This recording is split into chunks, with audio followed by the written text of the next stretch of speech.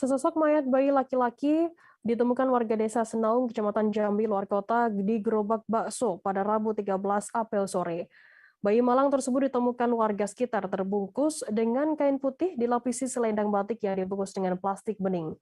Dari informasi yang dihimpun, bayi tersebut ditemukan pertama kali oleh Mansur, pedagang buah yang ada di samping gerobak bakso tersebut. Saat itu dirinya mencium bau tak sedap yang bersumber dari gerobak bakso yang sudah 3 hari ditinggal oleh pemiliknya. Informasi lebih lengkapnya akan disampaikan oleh rekan jurnalis kami dari Tribun Jambi, ada Muzakir yang akan melaporkannya. Silakan rekan Muzakir. Ya, selamat siang rekan Bilda. Ya, silakan. Halo. Ya, baik, terima kasih dapat kami laporkan jika kemarin sore terjadi penemuan sesosok bayi berjenis kelamin laki-laki. Sosok bayi tersebut ditemukan di gerobak bakso yang berada di Desa Senaung, Kecamatan Jambi, luar kota.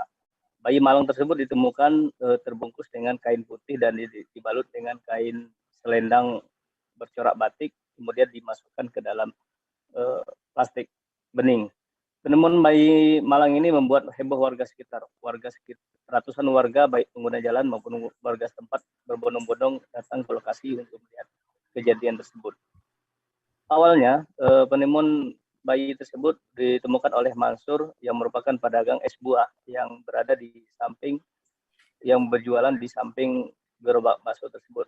Nah, kebetulan gerobak bakso tersebut sudah 3 hari tidak berjualan dengan alasan sakit dan ada kegiatan keluarga.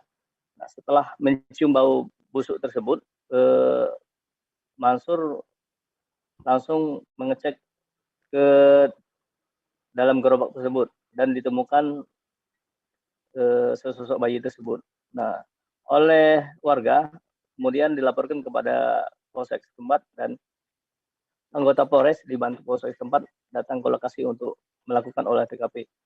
Dari olah TKP tersebut sampai saat ini belum ditemukan titik terang terhadap siapa pembuang bayi tersebut.